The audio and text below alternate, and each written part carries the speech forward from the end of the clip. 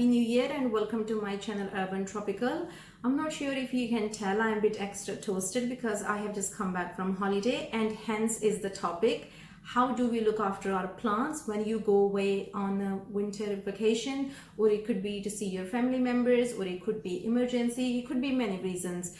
I mean, given the year we have, you will be surprised if you happen to go on any holidays because it's complete lockdown. But I'm just putting it out there because I had to think of many things before I could go, so I could come back to my plants which are still happier and alive. That was the main thing here, and I'm going to share what I did and how I did. I really hope that it helps you, because the last thing you want to do is come back to your plants and see that they have died, because they can recover from pests, they can recover from underwatering, from low lighting. Temperature change is really crucial for your exotic plants.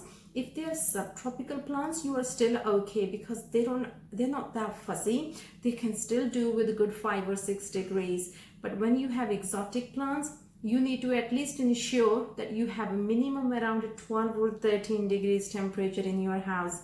And let's see how I did it when I don't have any central heating, reliable central heating to just to fall back on. So this is how I did it. Before I dive into detail, I just wanted to show you this is how I grouped all my plants together, and the grouping is really good, especially when it's winter. It gives them warmth. Actually, they give each other some warmth, and humidity is the only thing I do not have to worry about, because when there is no central heating on, humidity will never be low. So I am expecting humidity to be around 70 to 80%. So again, that's not a problem for me. I just wanted to make sure that they were getting some light. So I will discuss as well later which light I bought.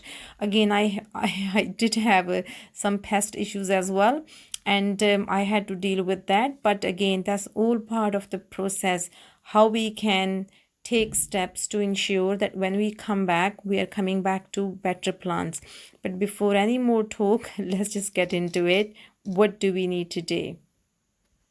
So if you have enough notice before you leave your house, it gives you a really good advantage. So you can check for pests, because when you come back from holidays, the last thing you want to do is that your house has been infested with all these disgusting pests and has adverse effect on your plants. So just make sure you check all your leaves and you don't have any surprise there when you come back. If you do find something has been affected by any of the pests, so you can just move them to a separate location or keep them separate from your other house plants. I happened to find all these fungus gnat infestation. I just hate them, and it was so disgusting, and I had to just leave. I didn't have enough time, so this was my mistake, that I did not check long enough. That's why I'm saying it's really good to give yourself a good month before you're going to go on holidays. Second is watering.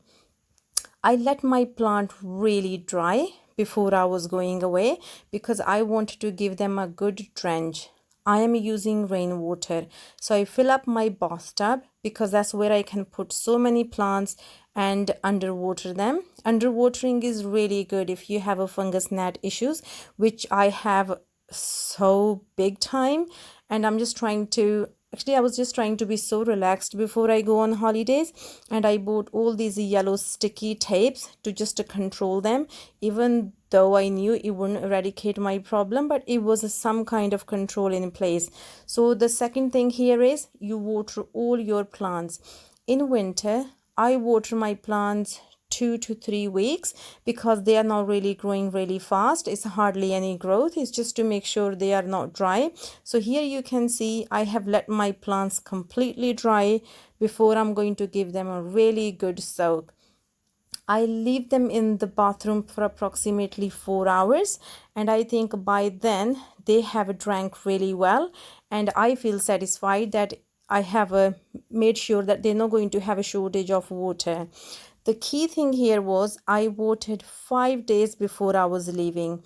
What I didn't want to do was water my plants, drench them completely, and then the temperature in my house was going to drop massively, and that would be a shock to the plant sitting in a really moist soil.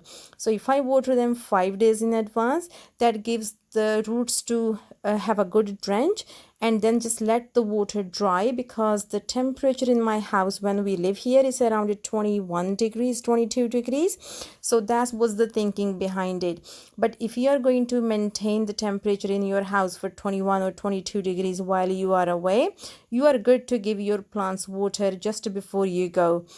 But again, everyone has their own regime, so I wouldn't go on about that, because you know your plants, what works for you, what works for me might not work for you. So there is always a difference in watering regime. The key thing is the soil mixture you have. The more coarse mixture you have, the more frequently you need to water, and the more fine mixture you have, the less frequently you need to water. So all these things makes difference. If you have a grow light, that means my plant is growing, is using all the moisture, I need to water it more frequently. So there are so many factors, so I cannot pinpoint exactly when you need to water. So now after a good soak, we are ready to move on to our next step. So the third thing we need to talk about is lighting. Now I have turned every single light off in this house, and it's 11 o'clock in the morning, and you can see how low level lighting is. And I can't put my plants right next to my garden patio door, because that's where it's going to be the coldest temperature. So I am trying to use this area and group my plants here, but I do have to sort light here.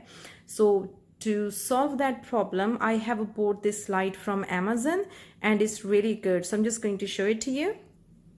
So this is the light I have bought, and it has time settings on it. If I show you here, I can decide I want it for 3 hours or 6 hours or 9 hours, and that's how it works.